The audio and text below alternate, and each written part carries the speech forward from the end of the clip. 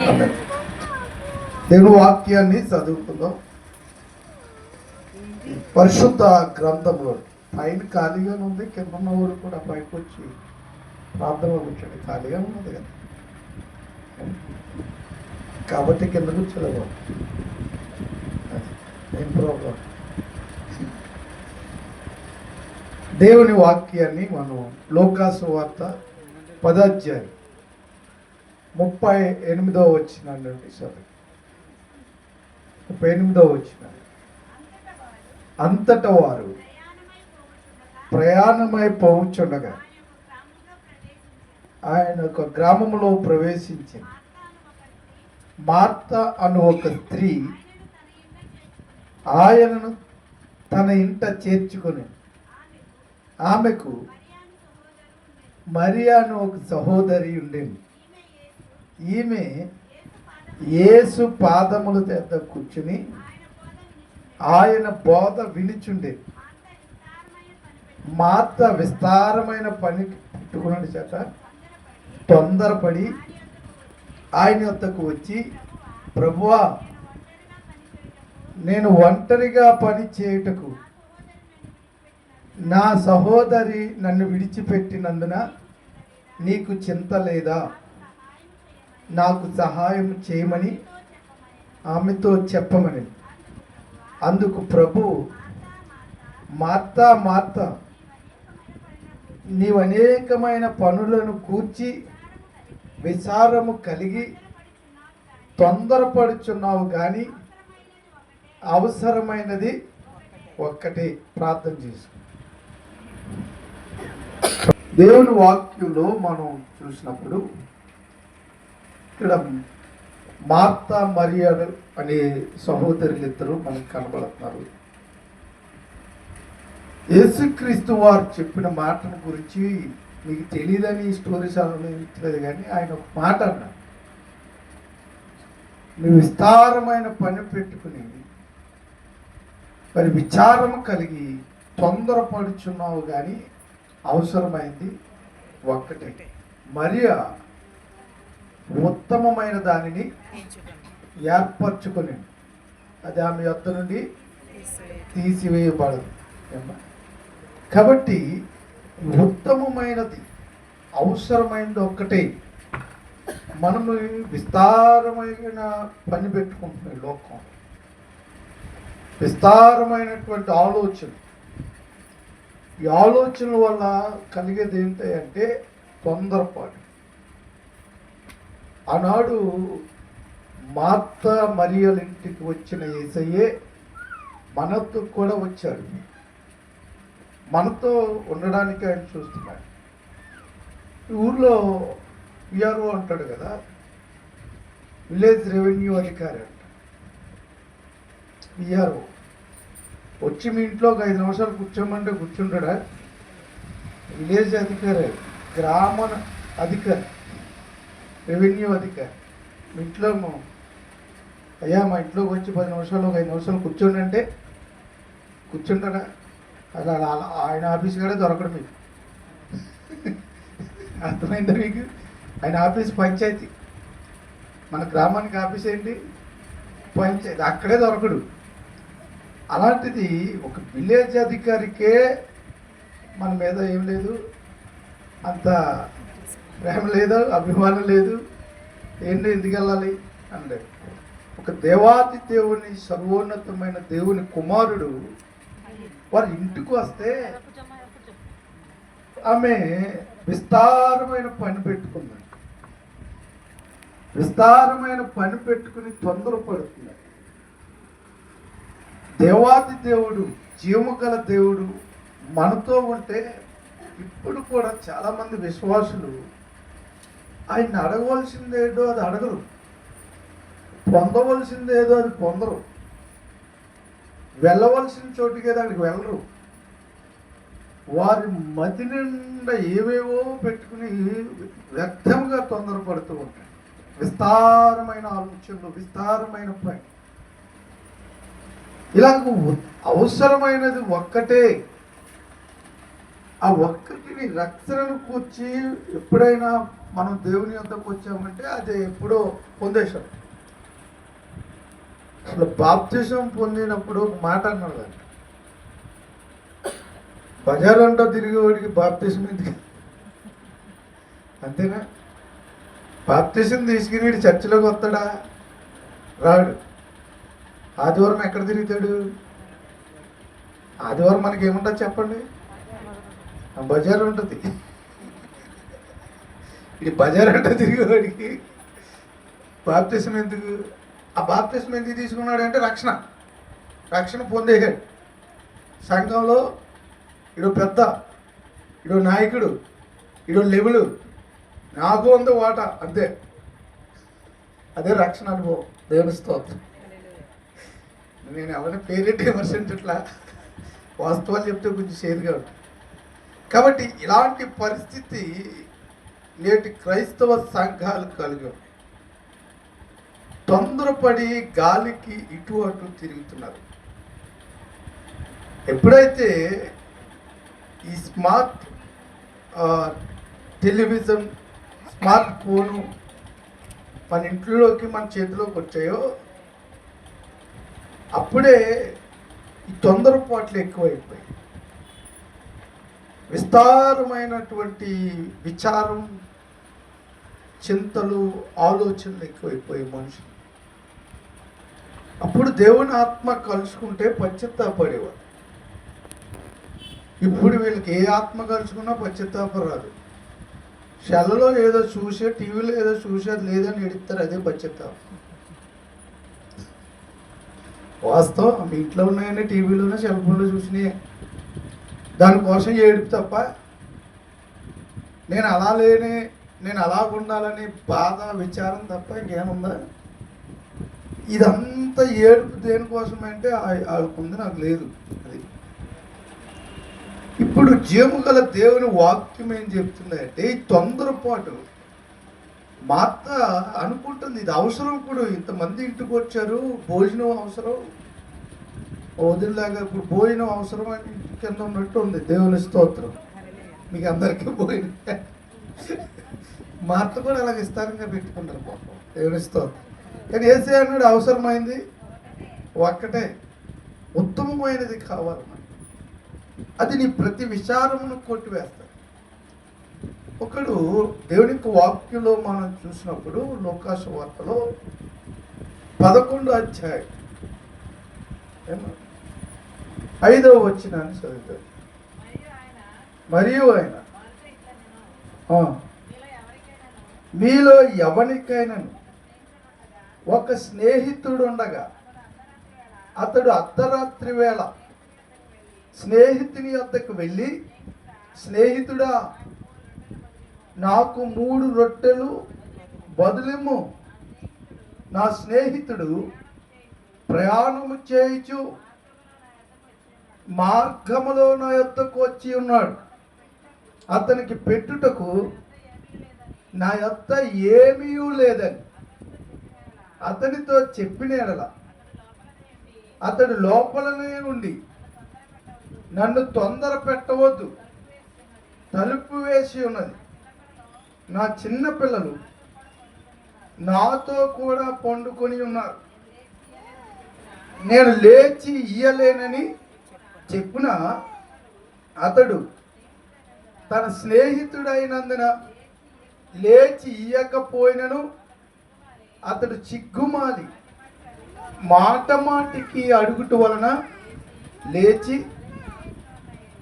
అతనికి కావలసినవి అన్నీ ఇచ్చునని మీతో చెప్తున్నాను.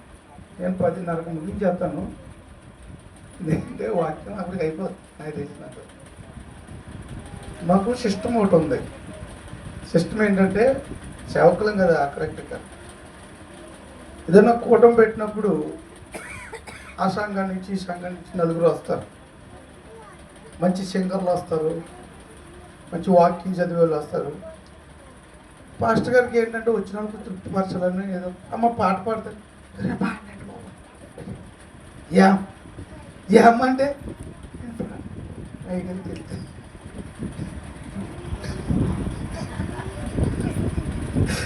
అర్థమైందా? పాట పాడితే ఏమి చర్చకు వచ్చింది వాక్యం అంటా కానీ ప్రార్థనకి వెళ్ళిందని అయ్యగారికి తెలుస్తుంది. ఈ మధ్య సింగర ఆసక్తి ఉంది కానీ అయ్యగారి భయం. ఏ అన్న మీకు అలాంటి భయాలు ఎట్లున్నాయండి మీరక్క?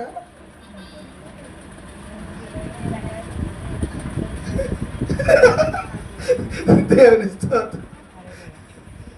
చెప్పండి. ఎందుకంటే దేవుని స్తోత్రం. దేవునికి భయపడండి, మనుషులకి వద్దు. నాకు కూడా భయపడదు. నేను భయపడితే నేను అవసరంగా వాడేసుకుంటాను బాగా. దేవునికి భయపడదు. దేవుని స్తోత్రం. జీవము గల దేవుని యొక్క సన్నిధిలో మనం చూసినప్పుడు అర్ధరాత్రి వేళ, ఇదే రాత్రి, ఇది రాత్రా? రాత్రేనా? అర్ధరాత్రి కదా, అలా అనుకోవట్లేదు. దేవుని స్తోత్రం. అర్ధరాత్రి వేళ అతని స్నేహితుడు, ఒక స్నేహితుడు ఇంకో స్నేహితుడి ఇంటికి, మొత్తం ముగ్గురు, అక్కడ ముగ్గురు స్నేహితులు. ఈ ముగ్గురు స్నేహితుల్లో ఇక్కడ కావాల్సింది ఏంటంటే 3 రొట్టెలు బదులిమ్మని. అర్ధరాత్రి వేళ ఈ 3 రొట్టెలు అవసరం వచ్చింది ఈ స్నేహితులు. ఈ స్నేహితుడు మాటి మాటికి అడుగుతూ వల్ల ఇస్తాడు, సిగ్గుమాల అడుగుతున్నాడు కాబట్టి ఇస్తాడు అన్నాడు. ఈ వాక్యం మనకి చర్చలో చాలా బాగా చెప్తారు సుమా. మీరు కూడా సిగ్గుమాల అడగండి. ఆ మూర్ఖుడు న్యాయాధిపతి దగ్గరికి ఎలాగెళ్ళిందో పెదవరాలు, ఆ మూర్ఖుడకు అన్యాయస్తుడైన న్యాయాధిపతి న్యాయమే తీద్దాం అనుకున్నాడు కదా. అలా కూడా మీరు కూడా మాటి మాటికి వెళ్ళండి, మాటి మాటికి ప్రభుని అడగండి అని చెప్తారు కదా. నేను అలాగే చెప్తాను అనుకుంటున్నారు, నేను కొంచెం రివర్స్లో ఉంటాను.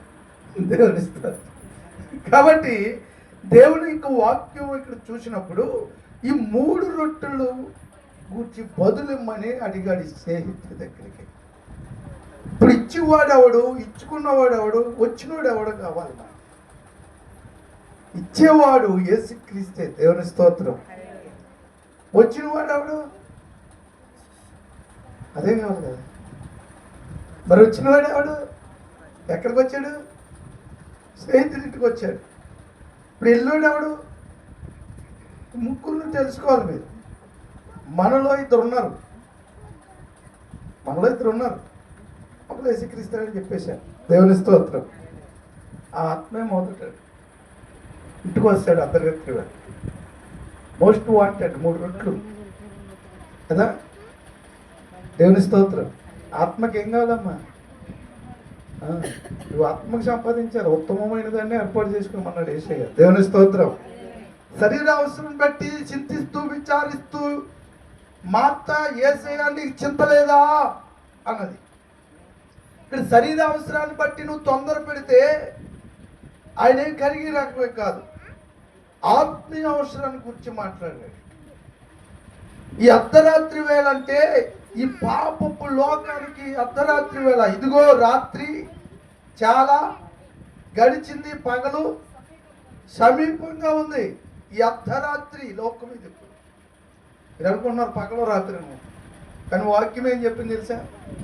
రాత్రి కాలం ఇది అని చెప్పింది. మరి ఎవరికి పగలు? యేసుక్రీస్తు వారిగా చెప్పారు. పగలు ఎవరికి? విశ్వాసులకి, రక్షణ పొందిన వారికి, నిత్యజీవం నిమిత్తము ఎదురు చూసి వారికి. మీరు పగల సంబంధులు, రాత్రి సంబంధులు కారు అని చెప్పాడు. ఇప్పుడు అర్ధరాత్రి వేళ ఈ రాత్రి జీవితంలో ఏది నీకు మరి దొరకని సమయంలో నిరాశతో, నిట్టూర్పుతో, తొందరపడి నువ్వు అటు ఇటు పరిగెట్టకూడదు. ఏం చేయాలి? నీ నిజ రక్షకుడు, నిజ స్నేహితుడైన నీ కొరకు ప్రాణం పెట్టిన యేసుక్రీస్తు యొద్దకి రావాలి. వచ్చి ఏం అడగాలి? 3 రొట్టెలు అడగాలి. అడగలా? ఏమ్మా, లోకంలో ఈ రాత్రి కాలం ఈ లోకంలో నీ పాప బ్రతుకులో కావాల్సినవి ఏంటి? 3 రొట్టెలు. అడుగుడి, వెదకుడి, అక్కడే ఉంటుంది, చదువుకొని కాలితే మీకేం డౌట్ ఉంటే. అడుగుడి, వెదకుడి, దొరుకుతాడు. అడిగితే ఇస్తాడు, వెతికితే దొరుకుతాడు, తడితే ఏం చేస్తాడు? తలుపా? ఎందుకు? దేవుని స్తోత్రం. కాబట్టి అడిగితే ఇస్తాడు. అక్కడ చెప్పాడు చూడండి, దేవునికి వాక్యంలో 11:13 చూసినప్పుడు ఏమన్నాడు? పరలోకమందున్న మీ తండ్రి తన్ను అడుగు వారికి పరిశుద్ధాత్మను ఎంతో నిశ్చయముగా అనుగ్రహించుచున్నాడు.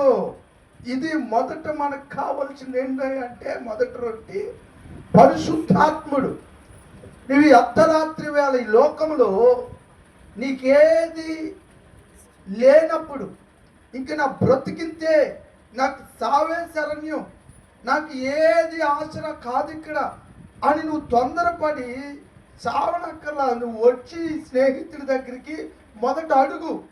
అడిగితే నీకు ఇచ్చేది ఏంటంటే ₹1 బిల్లింగో కోటి కేసా కాదు, పరిశుద్ధాత్మని ఇస్తాను అన్నాడు. దేవుని స్తోత్రం.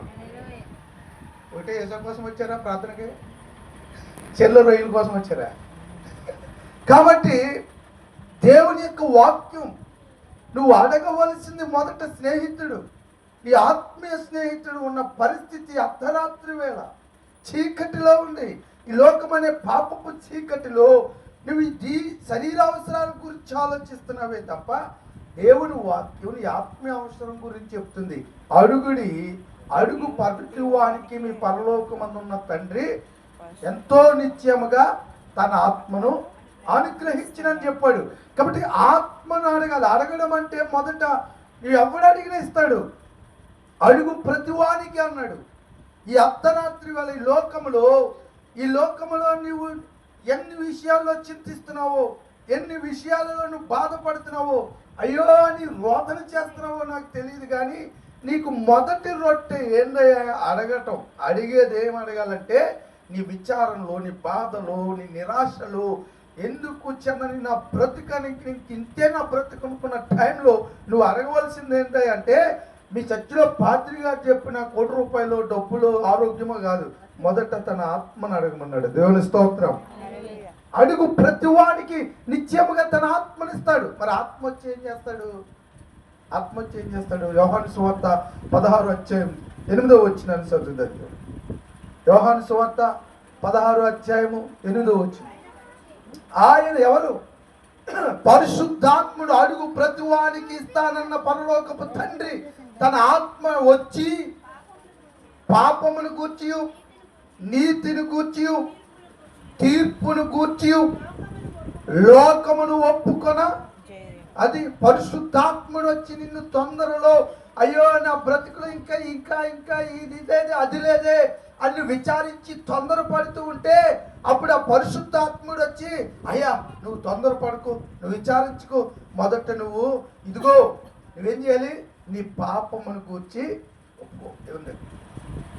నేను పాపిని అని పశ్చాత్తాపం కలగాలి.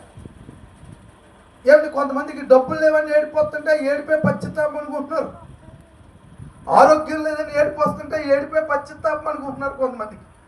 నాకు వాళ్ళకున్న మేడ లేదే అని ఏడుపు వస్తుంది. చర్చిలోకి వెళ్ళాక నాకు మేడ ఎప్పుడు ఇస్తాపు అనేది అదే పశ్చాత్తాపం అనుకున్నారు. అదే ఎవరికి మారు మనసు లేదు, రక్షణ లేవు.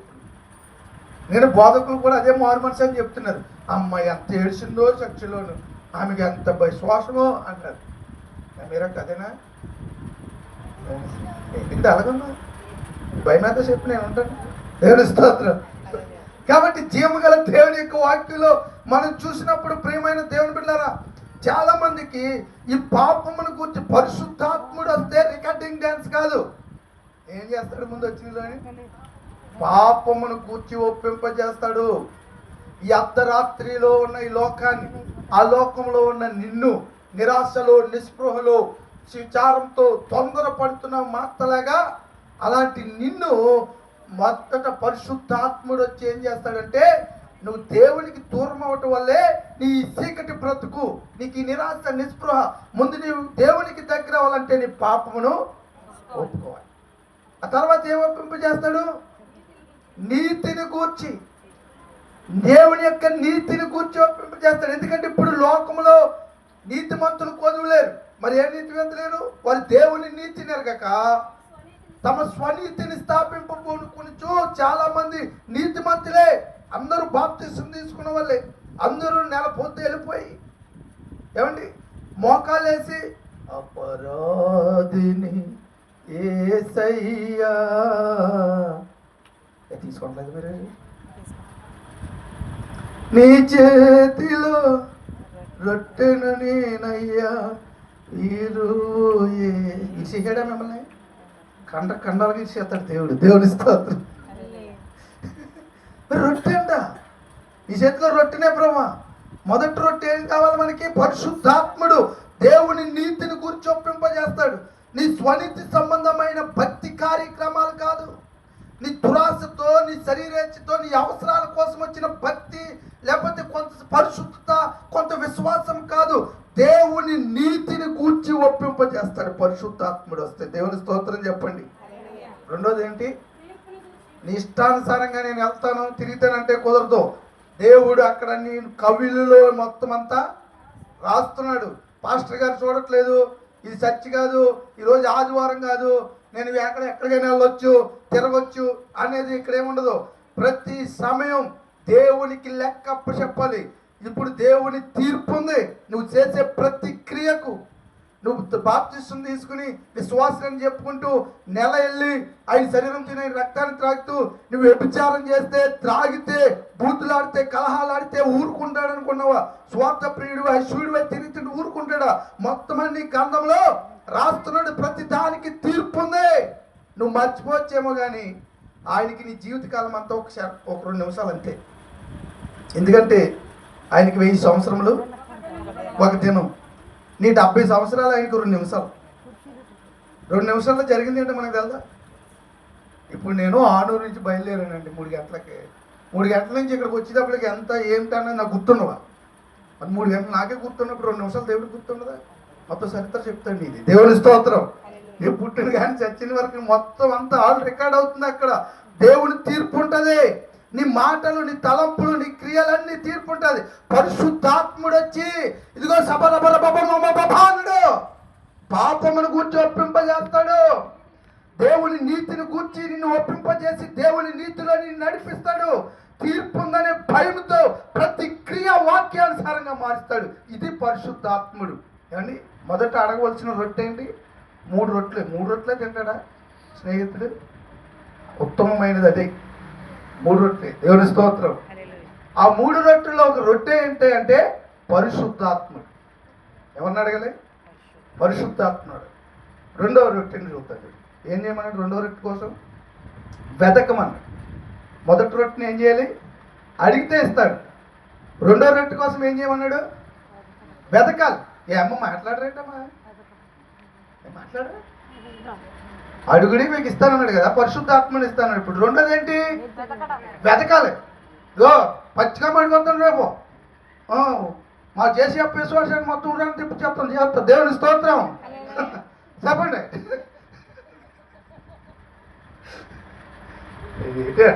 దేవునితో కాబట్టి జీవగల దేవుని యొక్క వాక్యంలో మనం చూసినప్పుడు ఇదిగో రెండోది ఏంటంటే ఆ వెతుకుడి. వెతకాలి. రెండవ రొట్టె ఏంటమ్మా? దేన్ని ఎదుగుతారు? ఎక్కడ ఇసాకు వచ్చి ఏమ్మా ఏ అర్బా సెంటర్లో ప్రార్థన ఎడుతున్నాడా? ఒడ్డుగూడులో ఎప్పుడు ప్రార్థన? ఎక్కడ స్వస్థత? ఎక్కడ తైలమా? ఎక్కడ జిమ్మిక్కు? ఎక్కడ టచ్? ఎక్కడ మనం ముందుగా అడగడతాడు? ఇది ఆ వెతకడం అంటే ఏమి వెతకాలన్నాడు? చదవండి. సామెతల గ్రంథము 2వ అధ్యాయము 3వ వచనాన్ని చదవండి. సామెతలు 2వ అధ్యాయం 3వ వచనం. త్వరగా చదివండి, ముగించేస్తాం, టైం అయిపోతుంది.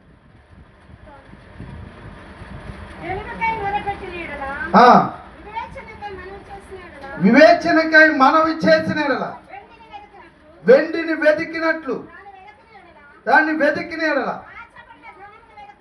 దాచబడిన ధనమును వెతికినట్లు, దాన్ని వెతికిన ఎడల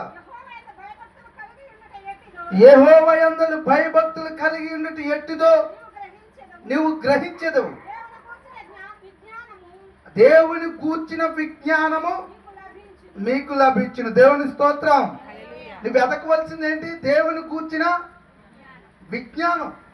ఏంటది? దేవుని కూర్చిన విజ్ఞానం అది ఎక్కడ ఉంటుంది?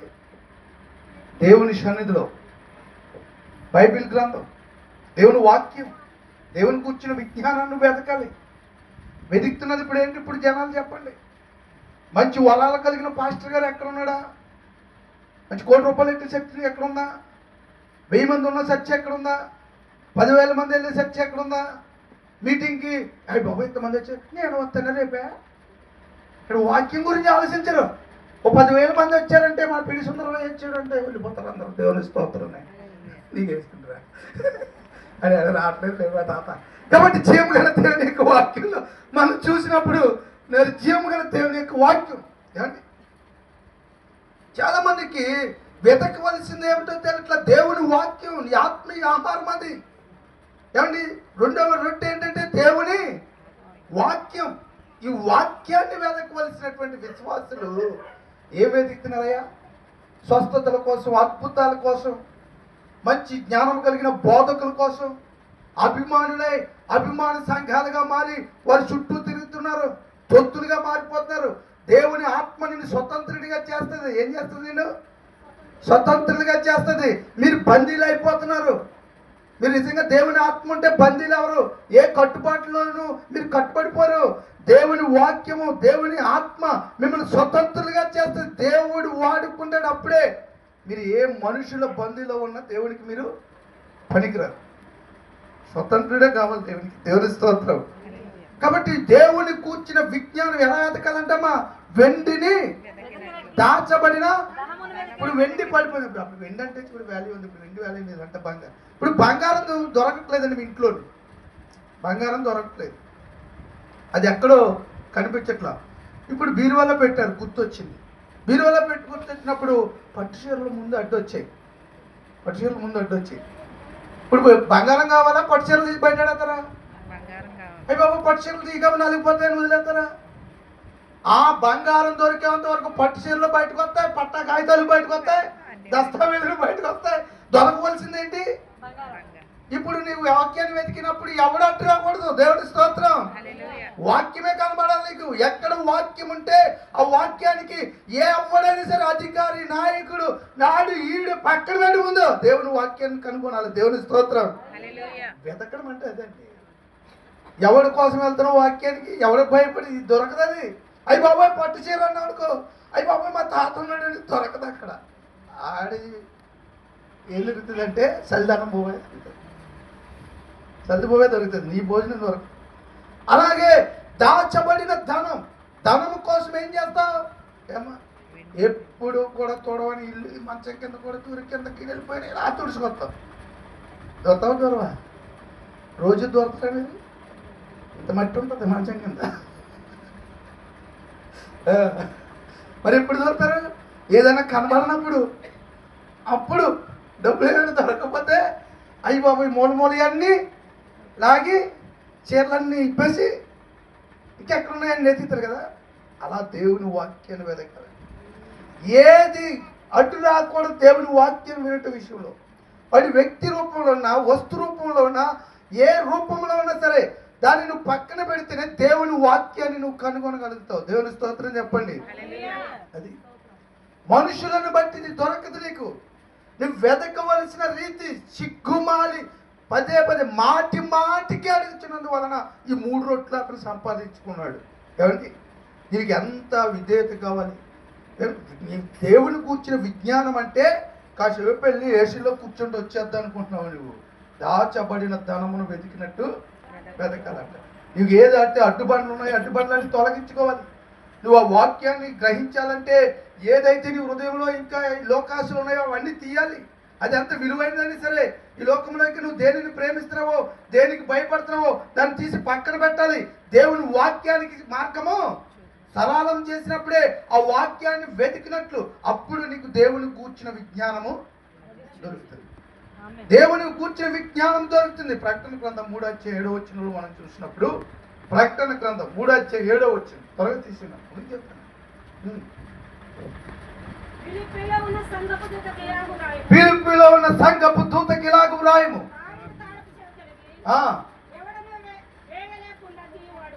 ఎవడును వేయి లేకుండా తీయువాడును,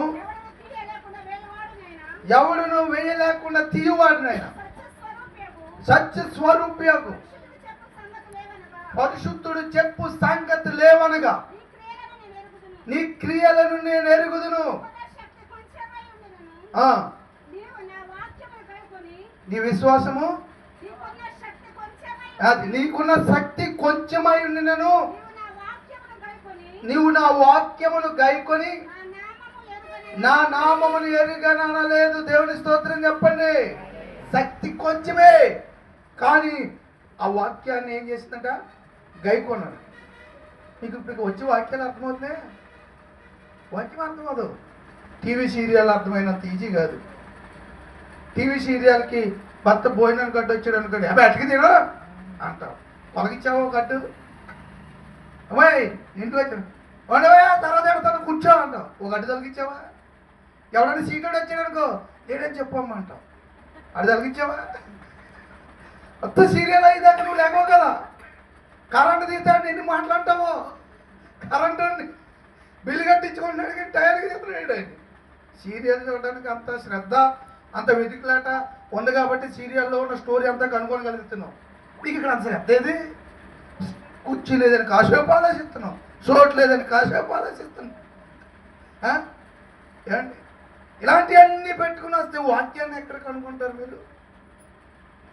జీవము గల దేవుని వాక్యం శక్తి కొంచెమే, ఇంకా చాలా కావాలి శక్తి లోకంలో.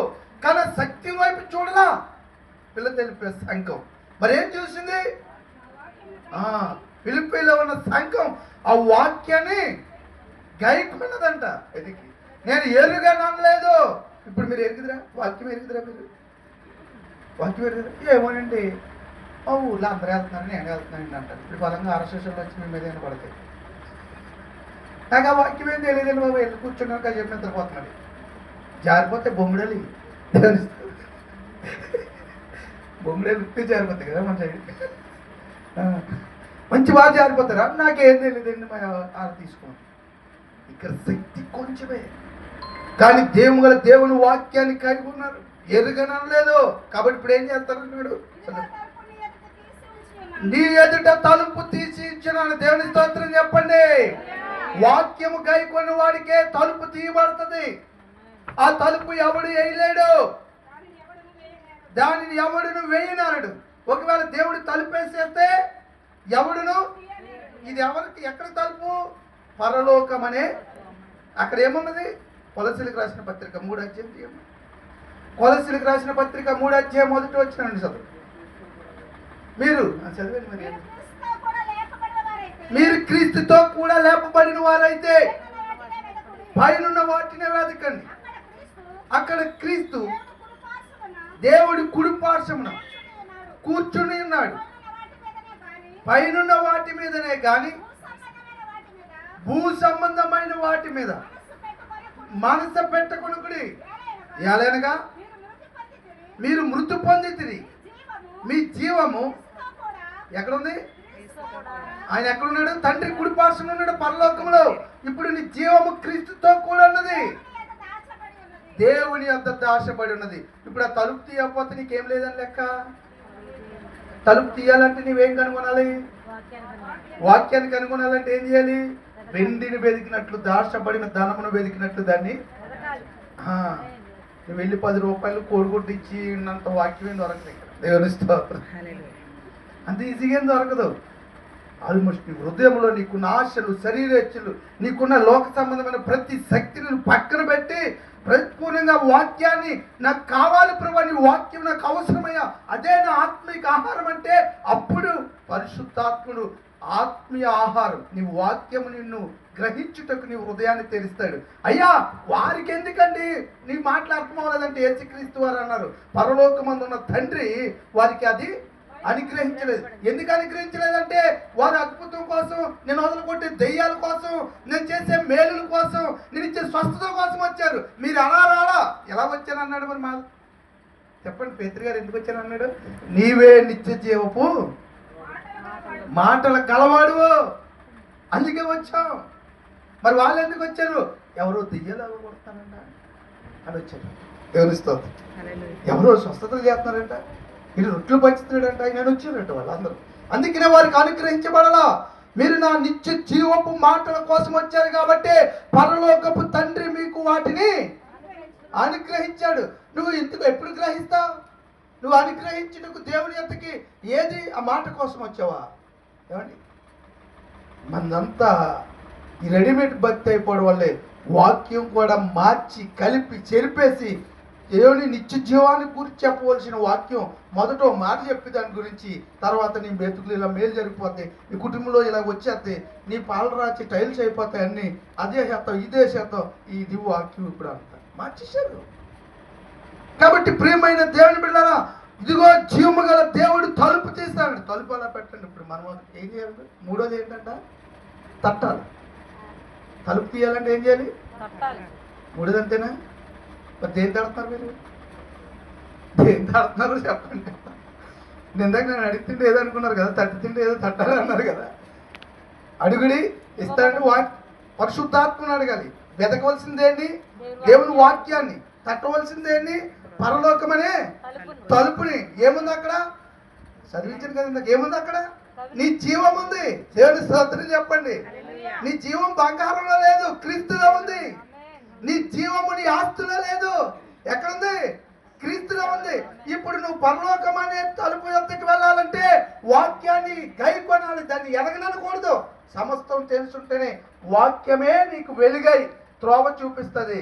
ఆ వాక్యమే నీ పాదములకు దీపమై తలుపు యొద్దకు నడిపిస్తుంది. ఇప్పుడు తలుపు తట్టాలి. ఎప్పుడు తట్టాలి? నీ జీవము నీకు కనిపించే వరకు తట్టాలి. దేవుని స్తోత్రం. నువ్వు జీవాన్ని చూసుకోకుండా వెళ్ళిపోయేవానికి అక్కడికి గెట్అవుట్ అంటాడు. నా జీవం నేను చూసుకుని ఉండాలి. ముందు నా జీవం ఎక్కడుంది చెప్పండి? పరలోకములో క్రీస్తులో ఉంది. అది జీవం. ఎవరు? మూడో రెట్టు ఏంటి చెప్పండి? మూడో రెట్టు ఏంటమ్మా చెప్పేది? ఆల్రెడీ జీవం. మూడో రెట్టు ఏంటి? మొదటి రెట్టు ఏంటి? ఆత్మ. రెండో రెట్టు ఏంటి? వాక్యం. మూడో రెట్టు ఏంటి? జీవం. ఈ జీవం లేకపోయినా లాస్ట్లో నీకు ఎందుకు? ఇప్పుడు వాక్యం ఉన్నా పర్లేదు. వాక్యం నువ్వు ఎంత చెప్పినా వేస్టే. ఈలోకి ఏం రావాలి? తట్టే వరకు నువ్వు వెతికి వెతికి వాక్యం గుండా. నాకు సరిపోతుంది. నేను చాలా విన్నానండి. పడుకోకు. ఇప్పుడు రేపు పడుకుంటావా? నేను ఇంతగా చాలా విన్నానండి. చేసేప్పుడు వాక్యాన్ని పడుకోకండి. నువ్వు తట్టే వరకు కై కొనాలి దేవుని వాక్యాన్ని. నేను స్తోత్రం చెప్పండి. ఏమంటే మనుషుల మీద ఆధారపడకండి. ఈ మనుషులను చూస్తే వారు అరుహుకు వృక్షం లాంటి వారు. ఎడారిలో అది అవసరమైనప్పుడు నీ మేలు కానరాదు అక్కడ. ఏమండి? ప్రవక్త నిజమే చెప్పాడు. చూడండి దేవుని యొక్క వాక్యంలో మనం చూసినప్పుడు పరిశుద్ధ గ్రంథంలో జెఫన్యా గ్రంథము 2వ అధ్యాయం. జెఫన్యా 2వ అధ్యాయం 3వ వచనం సార్. జెఫన్యా 2వ అధ్యాయం. మాట్లాడండి. పర్లేదు అంటున్నాడు మా అన్నయ్య. దేవుని స్తోత్రం చెప్పండి. అదేనమ్మ చదురా. దేశములో సాత్వికులై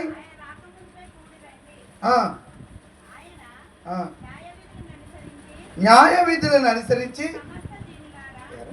చదవ, నీకు లైట్ బాగా కనబడుతుంది. లైట్ ప్రాబ్లం ఉంది ఇక్కడ. సమస్త దీనులారా యెహోవాను వెదకుడి.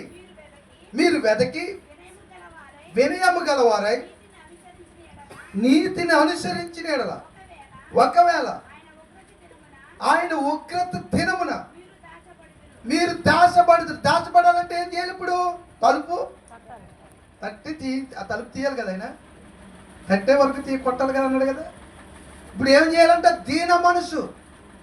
ఏముండాలి? మనసులో అన్ని ఆశలు పెట్టుకుని ప్రభు ఈ రోజున అవసరం కొద్ది మాట్లాడి ప్రభు రాకండి. ఆయన అవసరం ఏముందో అది మాట్లాడమని చెప్పండి నీతో. దేవుని స్తోత్రం. నువ్వు ఎలా కావాలో దేవునితో అది మాట్లాడాల. ఏమండి? అది తడితేనే రేపు దేవుని ఉగ్రత నుండి తీయడానికి వెంటనే దాచబడతావు. పరలోకమనే తలుపు తీస్తాడు. ఎవడు వేయలేడు నిన్ను ఉగ్రతలో పడేయడానికి. దాన్ని ఆయన తీశాడు. నువ్వు లోపలికి వెళ్తావు. ఆయన వేస్తాడు నిన్ను. ఆ లోపల నుంచి బయటకు ఎవడు తీయలేడు. తట్టే వరకు కొట్టండి. అంత దీన మనసుతో నువ్వు వెతకాలి. దేశములో సాత్వికులై నీతిని అనుసరించు దీన మనసు కలిగిన వారారా యెహోవాను వెదకండి. మీరు వెతికి వినయము గలవారై నీతిని అనుసరించిన ఎడల ఒకవేళ ఆయన ఉగ్రత దినమున మీరు దాచబడుదురు. మీరు దేన్ని అనుసరిస్తున్నారు? నీతిని. ఇప్పుడు చెప్పాలంటే చాలా ఉంది, కానీ నేను క్లుప్తంగా చెప్పుకుంటూ వెళ్తాం. మీకు అర్థమయ్యేటట్టుగా చెప్పాలంటే దేన్ని వెతుకుతున్నావు, ఎందుకు అడుగుతున్నావు, క్రైస్తవులను ఒక బొమ్మలాటగా మార్చేశాడు. ఏమండి, ఆ 3 రొట్టెలు ఇచ్చి బదులు ఇచ్చుకున్నాడు. బదులు అంటే రేపు మరలా తిరిగి మళ్ళీ అక్కడికి వెళ్ళి దీన్ని మొత్తం మనం ఇచ్చేస్తాం, అప్పగించేస్తాం. ఆయనది ఎవరిది? ఇది దేవునిది. కాబట్టి బదులు అన్నాడు. అందుకే దేవుని స్తోత్రం చెప్పండి. బదులేవండి, తీసుకోండి. ఎందుకంటే మన ఆత్మ, నరుని ఆత్మ యెహోవా పెట్టిన అక్కడి నుంచి వచ్చాం. మళ్ళీ అక్కడికి వెళ్ళాలంటే బదులు ఖచ్చితంగా ఈ అర్ధరాత్రి వేళ. ఈ లోకానికి ఏంటిది? అర్ధరాత్రి. రాత్రి చాలా గడిచిపోయింది. ఎప్పుడో చాలా రాత్రి అయిపోయింది అంటే ఏంటి అర్థం ఏంటి? మనం అంటే కదా చాలా రాత్రి అయిపోయింది పడుకున్నట్టే ఏంటి అర్ధరాత్రి. కాబట్టి ఈ అర్ధరాత్రి వేళ నువ్వు ఈ ఆత్మను, దేవుని వాక్యాన్ని, జీవము గల దేవుడు పరలోకమందుని జీవము తన కుమారులో పెట్టి తన కుడిపార్శ్వమున కూర్చోబెట్టుకున్నాడు. కాబట్టి పరలోకం అనే తలుపును తట్టే దీన మనసు కలిగి ఉండాలి. ఇది లేదు ఇప్పుడు మన క్రైస్తవులు. ఈ జీవమును సంపాదించుకున్న విశ్వాసం కనబడట్లా. చూడండి, జీవం గల దేవుని యొక్క వాక్యంలో మనం చూసినట్టు సామెతల గ్రంథం 8:39 వచ్చినాను సార్. సామెతలు 8:34.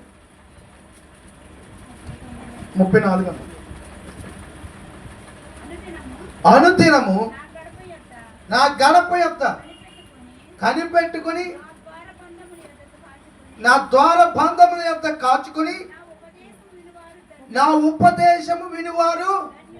వాక్యాన్ని నువ్వు ఎన్నిసార్లు విన్నావని కాదు, అనుదినము నా గడప యొద్ద కనిపెట్టాలి. దేవుని యొక్క వాక్యం ద్వారా కనిపెట్టి నా ఉపదేశం వినివారు ధన్యులు. నన్ను కనుగొనివాడు జీవమును కనుగొను. దేవుని స్తోత్రం చెప్పండి.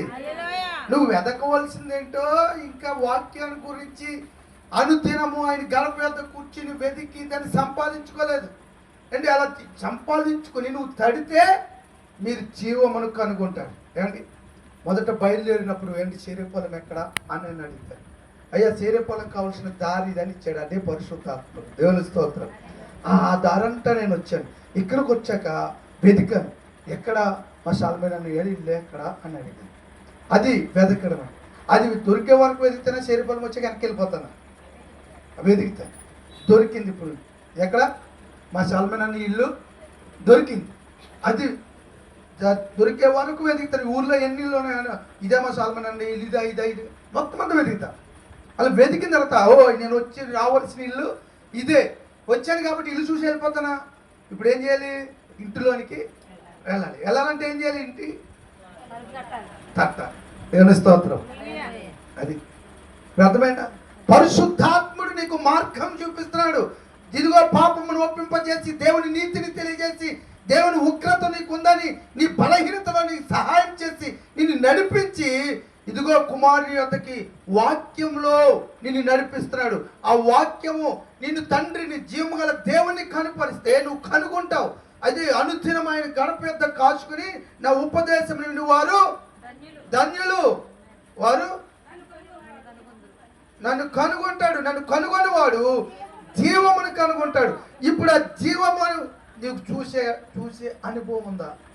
అంత వాక్య అనుభవం ఉందా? అంత వాక్యమును కూర్చిన ఆకలి ఉందా? అంత వాక్యాన్ని కూర్చిన సిద్ధపాటు ఉందా? పరిశుద్ధాత్ముడి అనుభవం ఉందా? పాపం ఒప్పుకుని పశ్చాత్తాపడి విడిచిపెట్టి ఆ పరిశుద్ధాత్ముడి నడిపింపులో దేవుని తీర్పు ఉందని పాపమును విడిచిపెట్టి భయపడుతూ జీవిస్తున్నావు. ఏ లేదు, దేవుని నీతి లేదు, ఏం లేదు, స్వనీతి సంబంధులు అంతా. ఈ భక్తి చేస్తూ తొందరపడుతున్నారు. తొందర ఏం చేస్తున్నారు? ఇప్పుడు మార్తలాగా ఏం చేస్తున్నారు? విస్తారమైన పని పెట్టుకున్నారు. పెంట, ఈ లోకాశలు, లోక సంబంధమైన క్రియలనే పెంట పెట్టుకుని తొందరపడుతున్నారు. నువ్వు ఇదిగో అనేకమైన పనుల విషయంలో విస్తారమైన పని పెట్టుకుని నువ్వు తొందర పెడుతున్నావు. కానీ అవసరమైనది నీ జీవం దగ్గరికి వెళ్ళాలి. ఎక్కడికి వెళ్ళాలి? నీ జీవమే లేకపోతే ఈ లోకంలో ఎన్నున్నా వ్యర్థం. ఈ జీవమును కనుగొనే భక్తి, విశ్వాసం, మారు మనసు, ఈ ఉత్తమమైన దాని కోసం నువ్వు చేయకపోతే ఇదంతా వ్యర్థం. ఈ లోకాన్ని సంపాదించుకోవడానికి వచ్చిన మారు మనసులు, ఈ భక్తి, బాప్తిసాలు అన్నీ కూడా నరకానికి తీసుకెళ్తాయి. ఏది మిమ్మల్ని పరలోకానికి తీసుకెళ్ళారు. కనుక ప్రియమైన దేవుని బిడ్డలారా, నువ్వు సంపాదించుకుని ఎన్ని రొట్టెలు వచ్చాయి చెప్పండి. ఇప్పుడు మీ దగ్గర నేను చెప్తే 3 రొట్టెలు వచ్చాయి. మీ దగ్గర ఎన్ని ఉన్నాయన్నా? మీ దగ్గర 6 ఉన్నాయా? 5 ఉన్నాయా? మన దగ్గర ఎంతమంది సేవకులు ఉంటే అంతమంది ఇచ్చిన రొట్టెలు ఉన్నాయి దేవుని స్తోత్రం. ఎందుకంటే ఎవడో కూడా ఏడు చెప్తున్నాడు.